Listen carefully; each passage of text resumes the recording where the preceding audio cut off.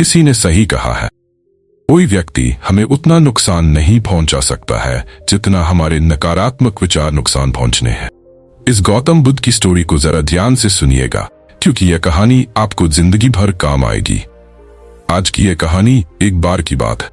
एक जवान बौद्ध भिक्षु अपने मन में उठने वाले नकारात्मक विचारों से बहुत परेशान था। ना चाहते हुए भी उसके मन में तरह तरह के गलत विचार आते रहे। उसका स्वभाव भी काफी चिड़चिड़ा हो गया था। वह बात पर गुस्सा हो जाता, दूसरों के प्रति जलन और नफरत की भावना रखता, लोगों की बुराई करता और अपने मन में तरह तरह की नकारात्मक कल्पनाएं करता। वह अपनी इन सब बुरी आदतों से बहुत परेशान हो चुका था।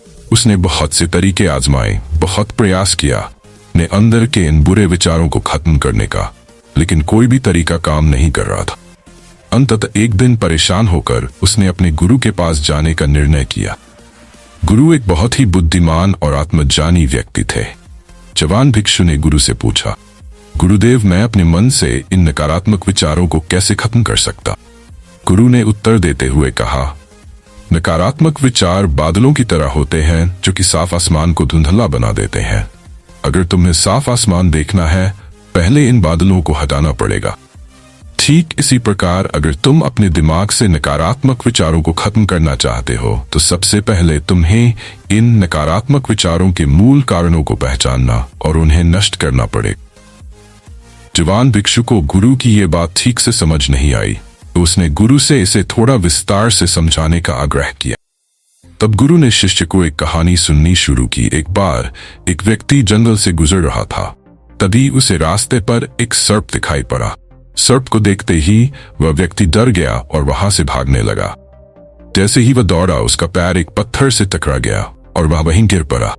उसने खुद को बुरी तरह घायल कर लिया था। जब वह उठा और पीछे मुड़कर देखा तो पाया कि वहां कोई सर्प नहीं, बल्कि सर्प के आकार की एक लकड़ी थी जो कि रास्ते पर पड़ी हुई थी।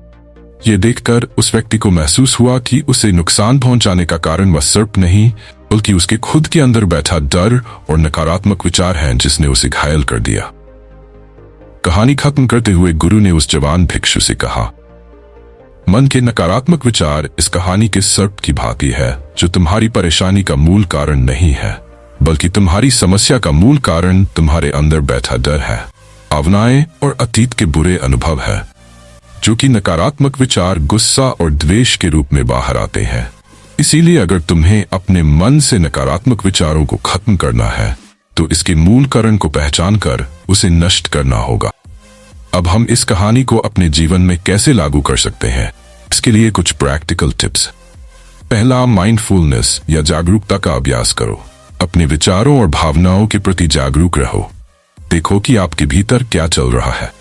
आप अपने आसपास की घटनाओं पर क्या प्रतिक्रिया देते हैं। साथ ही मन में उठने वाले हर नकारात्मक विचार के कारण का पता लगाने का प्रयास करो। दूसरा, अपने अतीत की बुरी यादों, बुरी घटनाओं और बुरे अनुभवों को स्वीकार करो और खुद को वही दूसरों को माफ कर दो।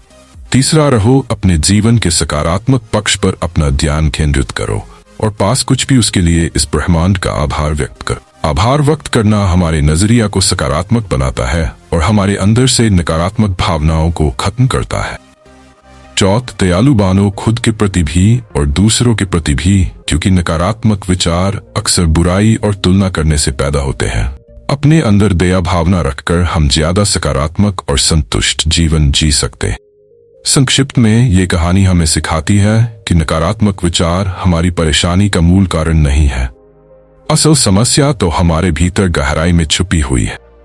इन विचारों के मूल कारणों को पहचान कर हम इन विचारों को अपने दिमाग से निकालना शुरू कर सकते हैं और एक ज्यादा खुशहाल व शांति से भरा जीवन जी सकते। याद रहे, कहानी के सर्प की भांति हमारे ज्यादातर नकारात्मक विचार भी सिर्फ भ्रम मात्र हैं, जिन्हें हम अपने मन में पैदा करते रहते हैं। दोस्तों, मुझे उम्मीद है कि इस गौतम बुद्ध की इस कहानी से आपको कुछ सीखने को मिला होगा।